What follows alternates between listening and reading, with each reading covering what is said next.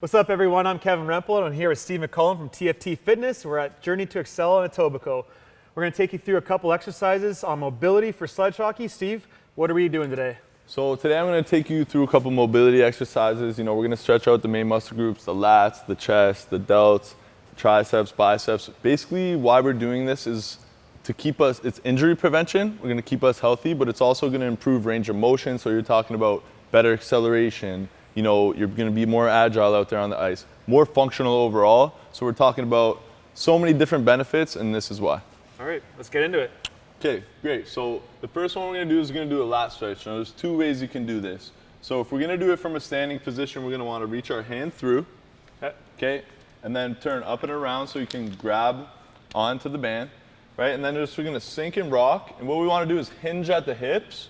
And so you're pushing your butt back, keeping your back nice and flat. And right away, you'll feel imagine sitting on a toilet kind of deal.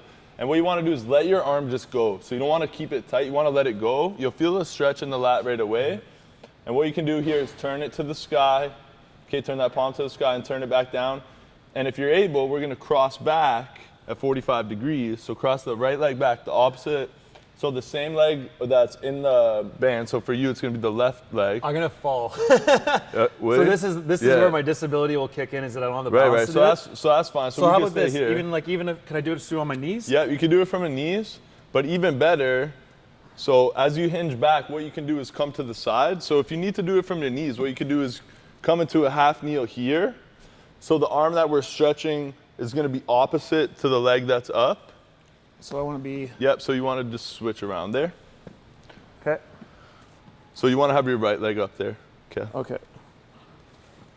Right, and now you're just going to lean away. And see as you open and turn, so lean away from the band and turn and pull the palm to the sky and then back down. You can feel the stretch in the rotators and the lats as well. Yeah. How's that? Yeah, I can feel it, for sure.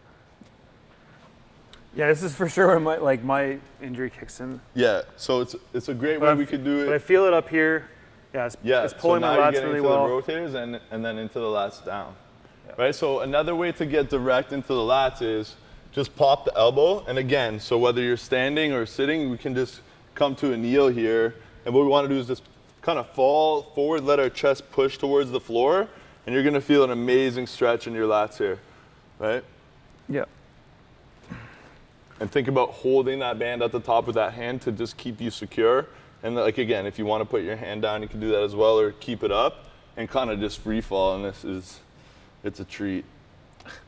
Yeah, this is actually really good. Yeah. Sweet. Awesome. I need to do this more often. There you go. Right, and then, so now we're coming into the pecs and then the delts. So what I can do is the same thing, wrap it in a way, and what I want to do is turn my torso away from the rack. And when you're going to find here that as you have your palm to the sky, so as I open up, you're going to feel more of a chest stretch. And when you turn your palm down, you're going to feel it in the bicep, but into the shoulder as well. Yeah. Yeah, I can so you can rotate between the two. Remember, keep the torso pulling away. We're stretching out the chest, the shoulder as well, and then turn that palm down. And then, man, I can feel it start from just around my nipple all the way, curve up to above my shoulder as I rotate my hand. Yeah, and that's where you're going right from the pecs into the delts as well. Yeah, and the more I turn outward, the more you turn away, the more stretch you're going to feel coming to the pec and into the shoulder. Yeah. Okay. Cool. Awesome. So the next one we're going to do is triceps. So I got these two bands here. And just for the sake, we can do it from a kneeling position. And again here, I'm going to wrap my hand through, come up, and you can do it from half kneel, tall kneel, whatever you prefer. And I'm going to turn my palm inward and just, again, fall forward. And you're going to feel that stretch coming into your tricep here.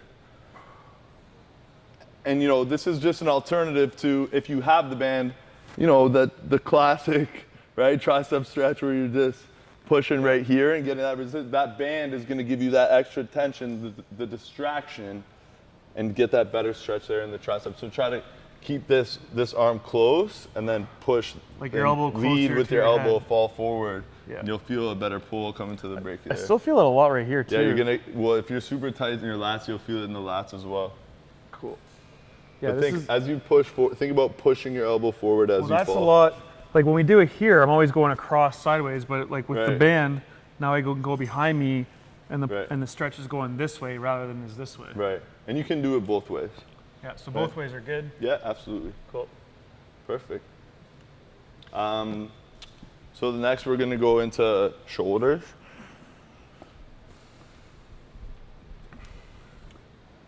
So a big one here is we're focused on the rotators, the traps, and setting the scaps. So just banded pull parts, right? Setting the shoulder blades. You want to think about pulling from your chin to your chest. Okay. And this is just, activation, getting the traps fired up, getting the rotators fired up, and just learning how to set the scaps there. So for those that don't know, because I remember when I was starting to train, like I didn't understand the scapular muscles yeah. and how important like down and back is and how to Right. properly do that. Yeah. So if somebody didn't know how to set their scap muscles Yeah. properly, can we just walk them through that real quick? So I think the best way to learn essentially is you could do it two ways. We have one way is a scap push-up. So if you take a look, I'm gonna keep my arms completely locked out. And what I wanna do is just think about pushing my shoulder blades together and then pushing them away. So right now, all the motion is coming through my scaps as opposed to through my arms. And this is just a quick way to teach you how to do that. You feel that? You see that there? You see how he's pulling the scaps together and then pushing away, right? And the same thing you can do it from a hang as well. Mm-hmm. Where, say, this is one of my favorite ways to teach it, and you just hang here, but now I'm just gonna set. So I'm gonna set scaps, drop down, set, and drop down. Try that one. And it's a great way to activate the serratus as well, which is another muscle. Oh, awesome. Yeah. Right. And it's think about setting your shoulder blades down and back. It's perfect. Mm-hmm. Awesome. And then, so now, another great one here to stretch the delts and get into the rotators there is we're going to start with the hand. I guess a back view would be good here, just so you can see. So you're going to start with your palms away. What you do is set the shoulders. You're going to turn your palms in towards each other, and then think about pulling them apart while you bring your shoulders back. Okay. Okay. I feel like this is difficult, so it's like It's super. I don't need much tension on the Yeah, band you here. won't need much tension. The more tension, the harder it is. But what we're gonna do is we're gonna open up the shoulders. We're setting the scaps. We're doing everything. You're gonna feel such a release, especially for someone that's always pulled forward. It's just gonna help open you up, release the pec, release the shoulders. Just being able to set the scaps properly. This is another great way to do that. Yeah. So the last one here is just over and back. Okay, so a lot of people when they do this one, just a common mistake is they forget to externally rotate, which is just open up. So as we're going back and over, we're gonna open up and come back over. This is a great one I love to use with the Sledge boys. The beauty about this one is, again, we can do it from the floor as well, in this prone position, coming up and over, bringing the chest up. Can't say I've done. Right. I don't think I've done it this way before. And if you don't have a band, you can use a dowel, right? And then really think about pulling the shoulder blades back. As you do this one, and it's great stuff right here. Yeah, I found that always loosened up my shoulders a lot. Right. Like you feel a lot of popping going on. Yeah. From all the tension up in there. Right, and another great one just for we might as well get the gold while we're here.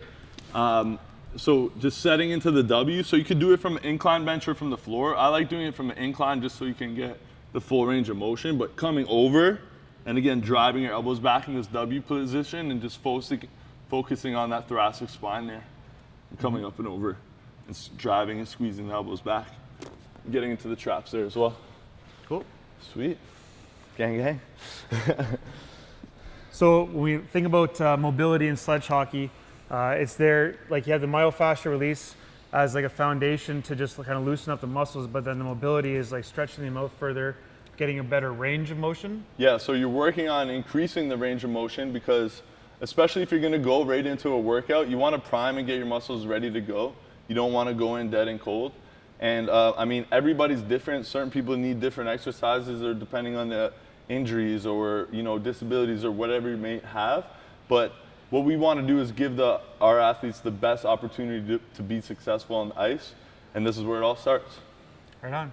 Okay, so that's episode number 2, I guess you say, of the off-ice training with Steve McCollum here, Kevin Rempel, and we'll see you again soon in the next video. There we go, let's go.